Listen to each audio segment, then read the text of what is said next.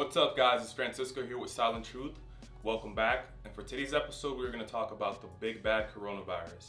I want to start off by saying sorry for the delay, but the more I researched and learned about this topic, the deeper the rabbit hole went. At a certain point, I just had to cut it off and just give at least the public one video before it's too late.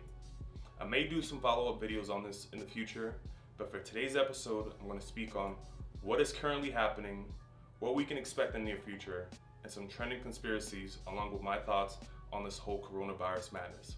Let's get started. Coronavirus, or COVID-19 to be more accurate, is a newly discovered member from the coronavirus family. It causes a range of respiratory symptoms that go from stuff like a dry cough and a fever, all the way out to fatal viral pneumonia. Some people become infected but don't develop any symptoms. Most people, around 80%, recover without any special treatment. About 1 in 6 people with the disease end up developing a serious illness. Older people and those with underlying medical conditions are most likely to come down with the serious issues.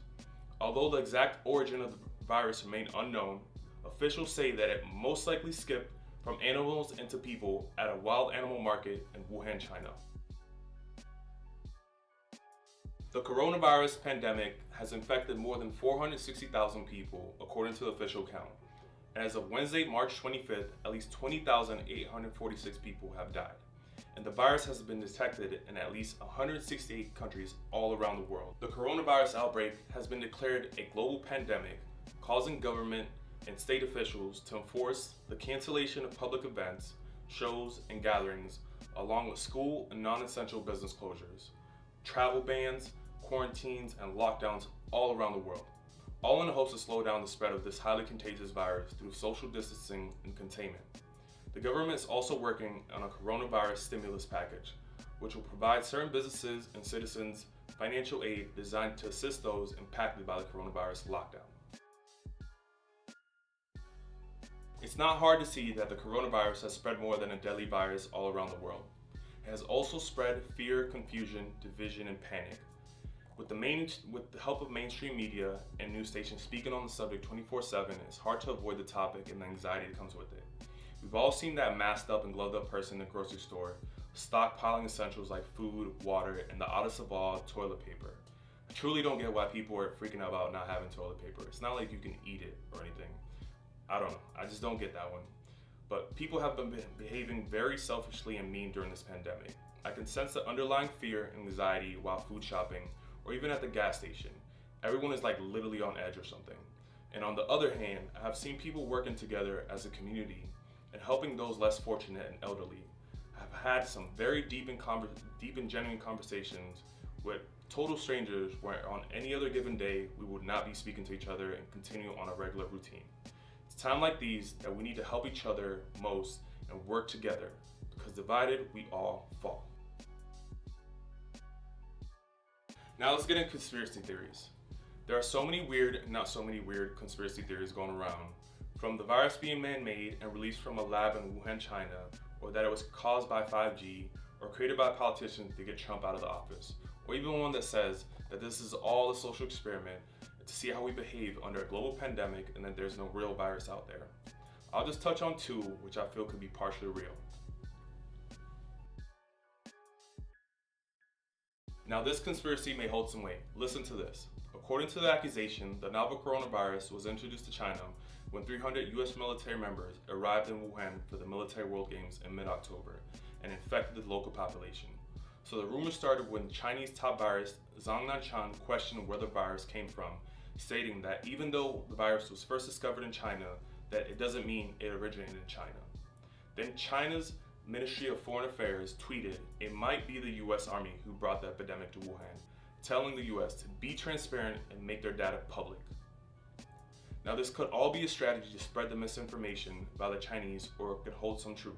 Even Russia has accused the US of triggering this outbreak in Wuhan, calling the coronavirus a biological weapon created by America, stating that various Western actors, pharmaceutical companies, the US and its agencies have somehow been involved in helping to create or spread the virus, or at least in spreading the panic about it, all in the aims to profit from creating a vaccine against it, or in the case of the US, to hit the Chinese economy in order to weaken their geopolitical competitor. But get this, After digging deeper into the accusation, it turns out that a hybrid version of the coronavirus was created at the University of North Carolina on November 2015 by Chinese virologist Zhang Lishi, who happens to represent the Laboratory of Special Pathogens and Biosafety Wuhan Institute of Virology in Wuhan, China. Apparently, Dr. Shi was a recipient of several US and Chinese government grants as funding for research into coronaviruses. This was in 2015. What's more interesting here is that both the Chinese and the American government both paid Dr. Shi to conduct research into the coronaviruses. During Dr. Shi's research, her and her colleagues basically reverse engineered the SARS virus and modified it from a bug virus into a super hybrid virus, which is more deadly and can't be vaccinated against. Dr. Shi even learned how to gain a function within viruses. Gain a function basically means taking something and making it more potent. Then Dr. Shi returned to her post in Wuhan, China after learning the technique gain of function. Fast forward to November 2019, a breach of containment occurs at the Wuhan Institute of Virology, and patient 0 is detected between December 1st and the 12th.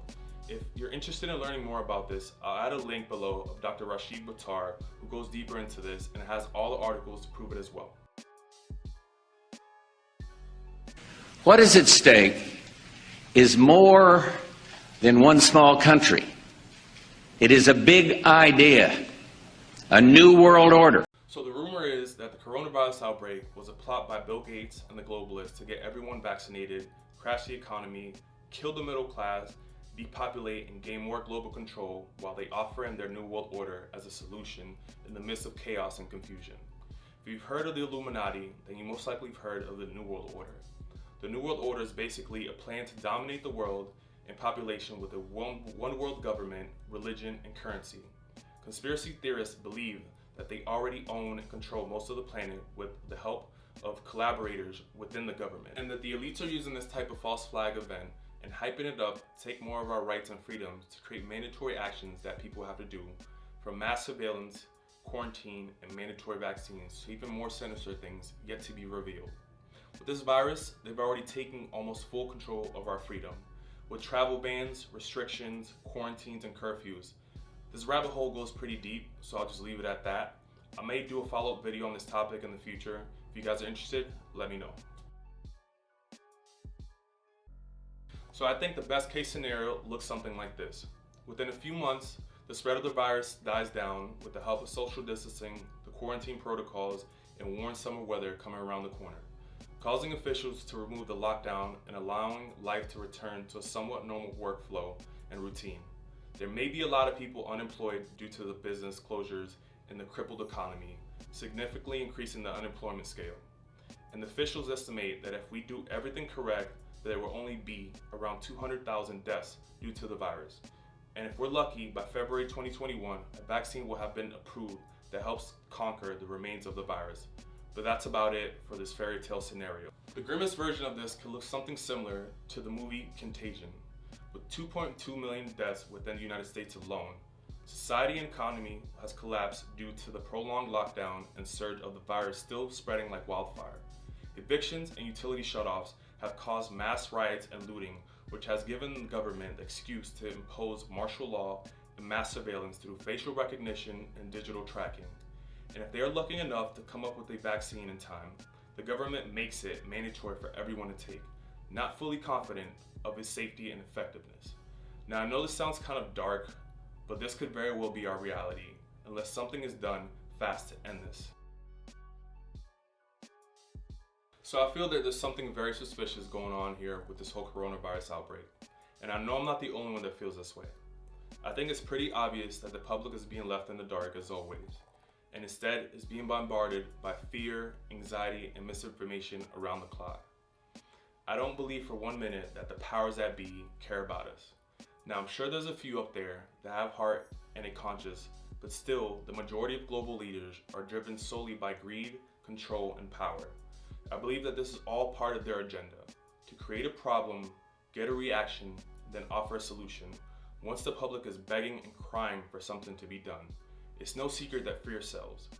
Fear can make people do crazy and reckless things, and they know this and they plan on capitalizing on it. Fear is also the lowest vibration, and it compromises and weakens your immune system. When we are in fear, we are vulnerable and easily manipulated. Watch this clip of Bill Gates talking about fear. Vaccine is to have an outbreak. And so that's it. Fear sells. Sadly, people are compelled much more by fear than reason. What's the best way to convince a parent to get a vaccine is to have an outbreak. And so that's it.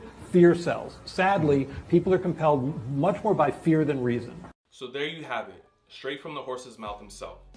I wish I could go deeper, but there's only so much I can disclose in this video without having it removed or my channel shut down, even though it's small at the moment.